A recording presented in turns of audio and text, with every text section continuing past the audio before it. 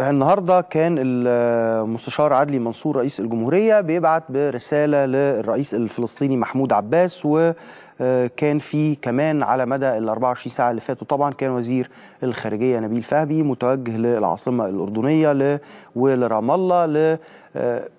عودة مصر من جديد إذا جاز التعبير لما يرتبط بمحاولة جديدة أو محاولة متكررة لإعادة